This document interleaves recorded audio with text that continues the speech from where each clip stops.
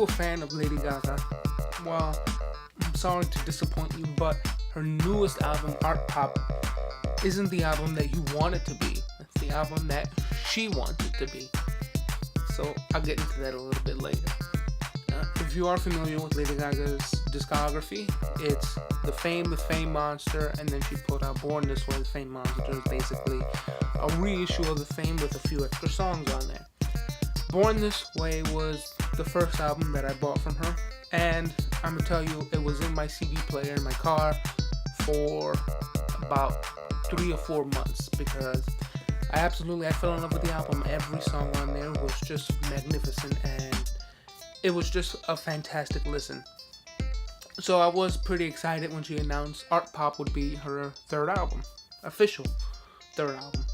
But when Applause came out, I wasn't really feeling it. Applause was something that wasn't fantastic. It wasn't a great song to listen to. But after multiple playthroughs on the radio, it started to stick in my head, and I started to enjoy it. And then every time it comes on the radio now, I may put the volume up just a little bit. So when Artpop came out, bought it, downloaded it, put it on iTunes, listened to it, and I couldn't get through it. I couldn't get through it in one whole take. Usually when I review an album, I usually sit down, usually the album's out already or it's leaked and I can find the lyrics anywhere. So I sit down, I listen to the song, and I read the lyrics just to get the complete understanding of the album. It's kind of like reading a book on tape, or just listening to it and not doing anything else, just focusing my entire brain on the song. However, I was doing that with Artpop, and I just couldn't get through the entire album in one sitting. I usually do it in one sitting. I usually sit down, listen to it. Man, that sounds nice. And then the review starts forming in my head. But as soon as I put on the song, the first song is Aura. As soon as I put that on, my first thought was, what the hell is this? It is so bad. I did not like it. Many people would probably juxtapose this album with, or compare this album with Yeezus by Kanye West, because it's just so far out there. It's so different. But I would have to say that Yeezus is probably a better album. There are better songs on there than Artpop. Artpop is 15 songs of terrible, terrible music. For the first 4 songs is Aura, Venus, Guy, and Sex Dreams, and they all evoke some type of mythological between Greek and Roman, and also the Italian Renaissance. It's all just shoved in those 4 songs. Even in the album, you can actually see that it's a painting of the birth of Venus, but done with Gaga. But the first 4 songs on the album are just, they try to give a sense of a concept album, but it just doesn't work. It doesn't feel natural to the album as a whole. It feels as though she forced, like she was sitting down writing. She was like, maybe I want to do this, and this, and this, but I don't have room on my other songs to do it, so I'll just shove it down the throats in the first 4 songs. And I guess it would work if it came natural, naturally, but it doesn't. It feels as though she is mooching off of people. Like when she released Born This Way, the song Born This Way, many people said, oh, it kind of sounds like Madonna, and many people thought it felt contrived, but to me, it kind of felt more natural than these 4 songs. Here, it kind of feels as though she wants to tackle this subject and this subject, so she sought out to write songs based on those subjects instead of having them come to her, whatever she's doing. But the 5th song is Jewels and Drugs with Twista, Too Short, and T.I., and it has that upbeat.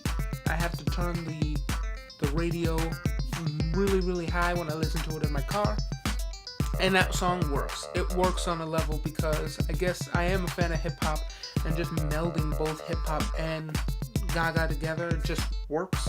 I mean, it just does. But the other song that is only worth mentioning on the album is Do What You Want with R. Kelly.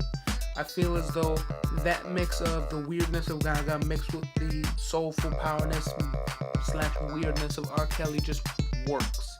And it's a statement song. It's not a song that is just about the sexual nature of their escapades or their sexual escapades. It's mostly about their image in the media, and they both have pretty tarnished images in the media.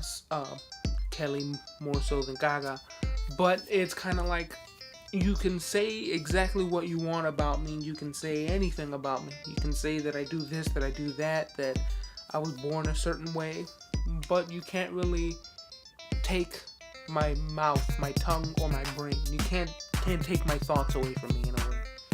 So I love that song because it just works. They both click. With R. Kelly's power and with Gaga's power, it just comes together in a fantastical way. But the other songs on there feel flat, and they don't work just as well as the other songs. But then the 15th song, Applause, it feels self-congratulatory. It's, here's the 14 songs that you will probably love in her mind, or that you will definitely love, and here is the encore. Here is me going out. Here's the applause. I live for the applause. So she is waiting for you to give her a round of applause for an album that she thinks is her greatest, in a way. That's what it feels like with Applause, but that's not the way I see it. I see it as a way of, here's her putting out a lackluster album, but give me an applause anyway, because it's what I live for, it's what I strive for. So it kind of pulled me away from the entire album as a whole, even though I did have to sit down and listen to it in, I think, 2 or 3 sittings, because I couldn't get through it in one sitting. But that last song just made it feel as though she's on top of the world and nothing can stop her.